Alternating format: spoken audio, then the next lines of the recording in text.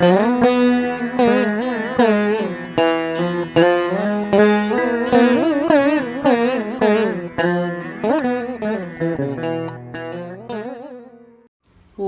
ஸ்ரீ கால பைரவரே போற்றி போற்றி.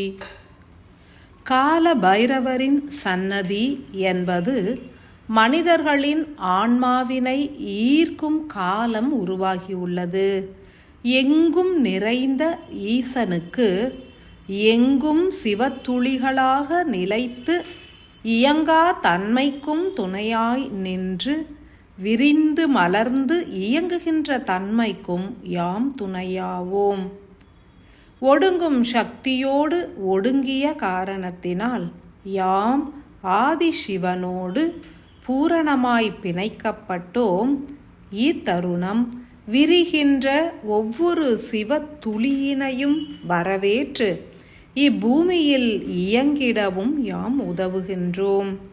மானுட ஆன்மாக்களோடும் பூரணமாய் இணைந்து அன்பு நிலையினை விரித்தாள்கின்றோம்.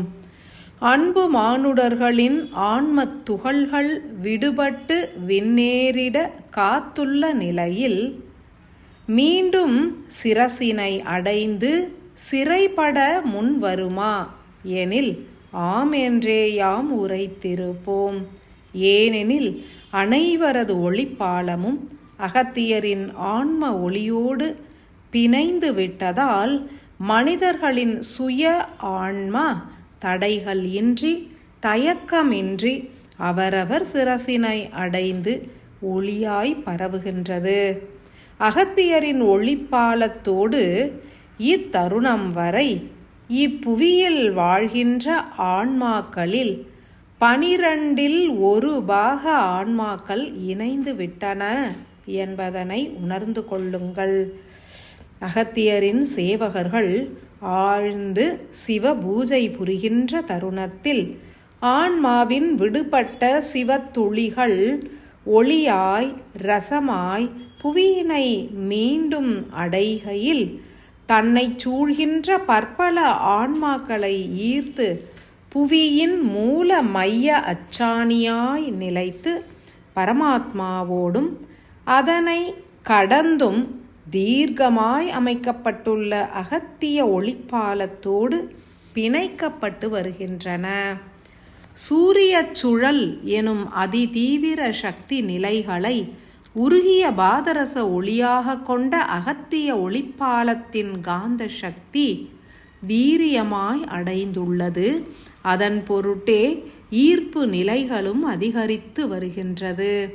அனைவரும் ஆழமாய் எண்ணங்களின் மூலம் சிவபூஜை புரிந்து உலகம் உய்வுற வேண்டும் என்ற பிரார்த்தனையினை இயற்றும் தருணமே எண்ணற்ற ஆன்மாக்கள் விட்டில் பூச்சிகளை போன்று ஒளியினால் ஈர்க்கப்பட்டு ஒளியினுள் மூழ்குகின்றன.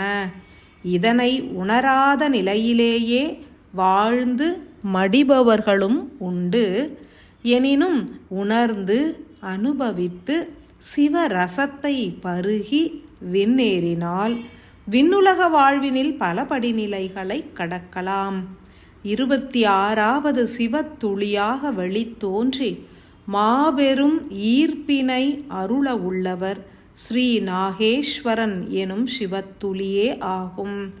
நாகத்தின் விஷத்தை போன்று வீரியத்தன்மை கொண்ட ஓர் பாதரச சிவத்துளி உருகி ஒளியாய் மலர்ந்து உங்களது ஆன்மாவினில் கலக்க உள்ளது.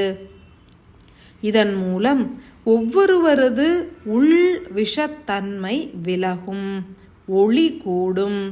காண்பவர்கள், உடன் பணிபுரிபவர்கள், உடன் வசிப்பவர்கள் ஆகிய அனைவருமே உங்களது வசீகர நாக ஒளியினை ஆன்மாவின் மூலம் உணர்ந்து சற்றே விலகிச் செல்வதனை அறிவினால் உணருங்கள். போட்டிகளும் வீண் வாக்குவாதங்களும் புரிவதனை நீங்கள் விடுப்பதனையும் உணரலாம். மேலும் உங்களை நாடுபவர்களும் அதனை விடுப்பர் என்றுணர்க. உதிக்கின்ற ஒவ்வொரு சிவத்துளியும் மாபெரும் சக்தி பெற்றது. என்றே உணர்ந்து உன்னதங்களை எய்திடுங்கள். விழிப்புணர்வோடு கண்காணித்தால் ஆன்மாவின் வீரிய ஒளி பெருகுவதனை உணரலாம். உணர்ந்து உயர்ந்திட எமது பூரண ஆசிகள்.